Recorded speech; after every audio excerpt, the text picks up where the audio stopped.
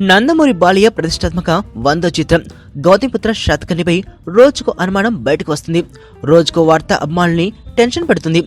ఇంతకీ విషయం ఏమిటంటే, టాలీవుడ్ లైన్ నందమూరి బాలయ్య 100వ చిత్రంపై చాలా ఆశలు పెట్టుకున్నారు నందమూరి అభిమానులు. అయితే అదే క్రమంలో సినిమాపై బయటకు వస్తున్న వార్తలు వింటుంటే వారిలో టెన్షన్ పెరుగుతూ ఉంది. ఇంతకీ ఆ వార్తలు, ఏమా కథ అంటే ఒక్కసారి ఈ కథ చదవండి.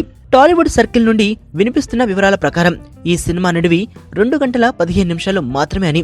అంతేకాదు, ఇంత తక్కువ నిడివిలోనే ఈ సినిమాలో 4 భారీ వార్ సీన్స్ ఉన్నాయని, వాటిని ఈ సినిమాలో ఇంటర్వెల్ ముందు 2 వార్ సీన్స్, ఇంటర్వెల్ తర్వాత 2 వార్ సీన్స్ ఉండే విధంగా దర్శకుడు క్రిష్ ప్లాన్ చేశారని నందమూరి అమ్మాళ్లు టెన్షన్ పడుతున్నారు. అదే క్రమంలో సినిమా చిన్నది కావడం, అందులో ఎక్కువ శాతం వార్ సీన్స్ ఉండడంతో కథా పాటలు ఎలా ఉంటాయో, అసలు ఈ సినిమాలో కథ ఏమైనా చూపిస్తాడో లేదో క్రిష్ అని తెగ టెన్షన్ పడుతున్నారు మన నందమూరి ఫ్యాన్స్. అంతేకాదు, ఈ సినిమాలో గత కాలంలోని పురాణాల సినిమాల్లో కొన్ని పద్యాలు కూడా ఉంటాయి అని వార్తలు వస్తూ ఉండడంతో బాలయ్య అమ్మాళ్లకు ఇది మరింత టార్చర్ పెడుతున్నట్లుగా అనిపిస్తుంది.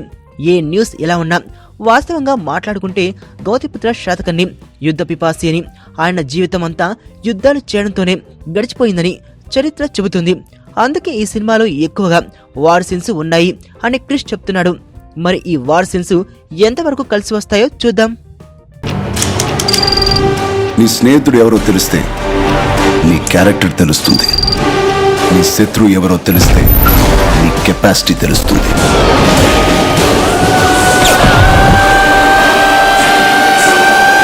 నా శత్రువుని సెలెక్ట్ చేసుకున్నాను.